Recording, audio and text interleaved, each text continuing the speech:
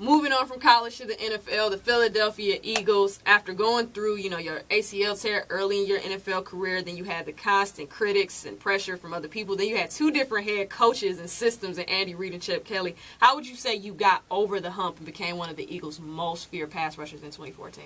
I think for me, when I got hurt my first year, I just felt like, God was sitting me down to really think about some things and just, I like we was talking about maturity. At that level, I wasn't mature yet as far as really staying after, getting the code to taking care of your body as much as I, can. And I ended up hurting myself. And it was a hard grind coming back because I had a bad injury to where people thought I wasn't going to be able to come back from it. And they kind of wrote me off.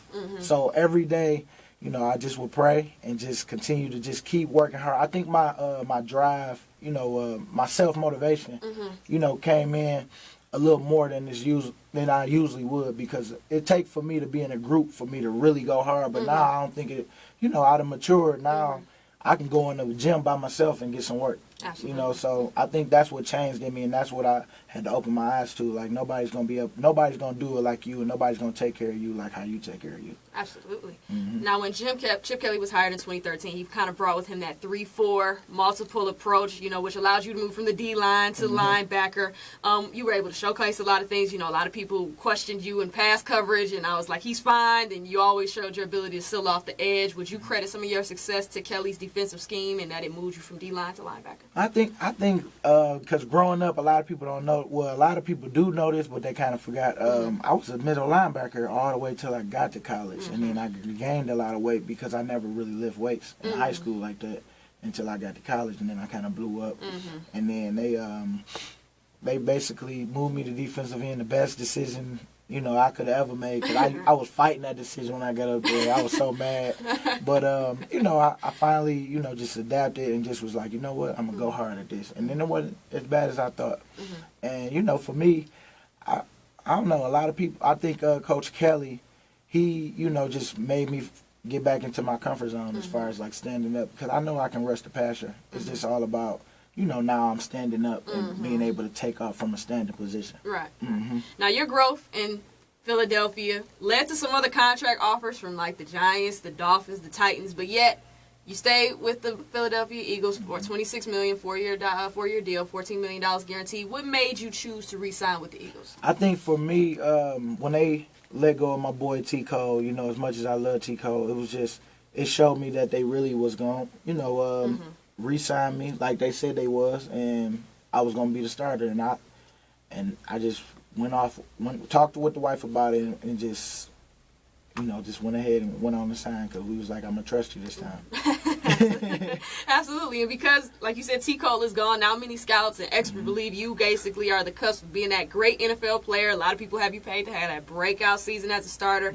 Plus, if that's not enough, Chip Kelly said you came in the OTAs in the best shape of your life. He was so excited. So how do you feel about the expectations that are placed upon you to be that breakout player this year? And then what expectations are you expecting of yourself this season? Well, everything I'm hearing is pretty much what I said I wanted to, do, and that's, break out this year and show them what they've been missing. And for me, I just been working so hard. Yesterday was so hard, I almost passed out because I was just, going too hard because I was just thinking about a lot as far as, I can't wait, just to get out there. And I feel like Coach Kelly, with him, he's one of them guys you got to prove every day, that you are worthy to be there. And, he wants you to have a championship mindset. And I think that's the biggest thing that rubbed off for me, from Chip Kelly because, I never really had a championship mindset. Everything that I thought about, sometimes I get distracted. Yeah, we all do. But I think with me, I'm always thinking football. Sometimes the wife got to be like, dang, where's my time? And, I got to check myself sometimes. But it's just, I'm always in that constant, having that constant reminder, I need to, make sure I'm taking care of myself, make sure I don't eat this, make sure I don't eat that, my diet. And then, I give all the rest of my time to the wife. Oh, and I know she appreciates that. Yeah, when I go home, I don't even talk about that stuff. Hey, but I like that. You learned how to separate, you know, the field and home life. And that's sometimes, like you said, a part of that maturity that some players don't know how to do, which, you know, some people can't handle separating both, and it causes problems either on the field or at home. Because I was so focused on this year and just like, oh, man, I got to do this, got to do that, got to do this, and forgetting. I got somebody over here, too, I need to worry about. Right. So, you know, it's just I had to adjust. I just had to adjust. And I just really thank Coach Kelly because, you know, he got my mind right. He checked me a couple times about some stuff I was doing, which a lot of coaches don't do if they don't respect you. Well, Eagle fans respect you.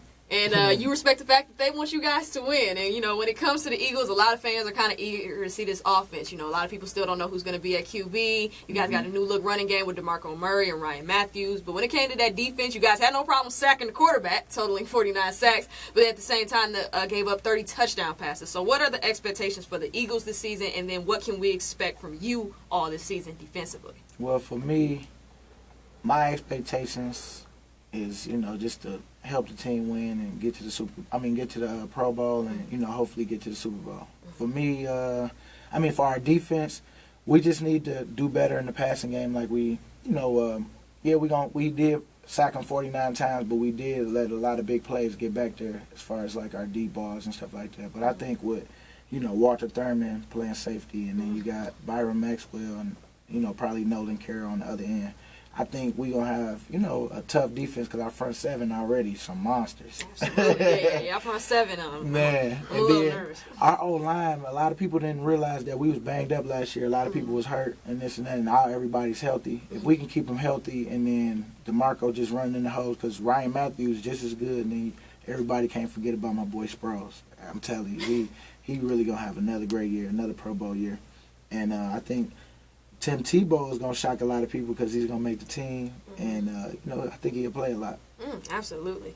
Now, again, after battling through various trials and tribulations in your NFL career, how important is it for you to not only be physically tough, but to be mentally and emotionally tough? And then have that great support team, like you mentioned, in your wife. Yeah, you really have to have your mental, you know, on point, because you're going to be getting attacked from all areas, because it was a lot of family members I stopped talking to during that period because, you know, they was there for the wrong reasons, stuff like that.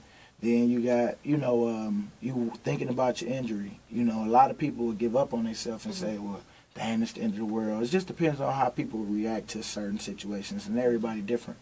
But you got to try to stay strong and know that a new day is coming, and that light is real small right now, but it's going to keep on getting bigger and bigger, and you're going to get closer and closer. So for me, I just kept my faith and grew stronger, and, you know, everything happened like it was supposed to. Absolutely. And finally, I can't let you go without asking, how excited are you to be able to come back to Detroit to face off against the Detroit Lions, not just at Ford Field, but on Thanksgiving Day? Well, you know, I'm a big Lions fan, but that day I'm going to be trying to kill them boys out there. Man. Come on, man. I'm trying to go eat some good food and talking some good stuff at my grandma's table. Oh, man. Wait, hold on. Am I invited to Grandma's table? Yeah, you definitely can come get you a plate, because after we win, they let us stay. They let us stay for the weekend, you know, so I get to stay that same day. And, you know, I'm sure I'm going to have me a plate because we play at 12:30. And, you know, everybody don't get over to people's house till around 5 anyway, so I'll be done and at somebody's house eating. So are you guaranteeing victory on Thanksgiving Day, or are you going to keep that to yourself? I'm going to keep it to myself, but I'm guaranteeing that I'm coming to play, so they better get ready. All right, well, Detroit is ready for you. I know the Eagles are more than ready for you. Brandon, thank you again so much for joining me, man. I had a blast talking with you, and I can't wait to talk to you again, hopefully when you come home for Thanksgiving. Oh, thank you. You know, I can't wait to see y'all, and, you know, them Lions, I don't know what to say.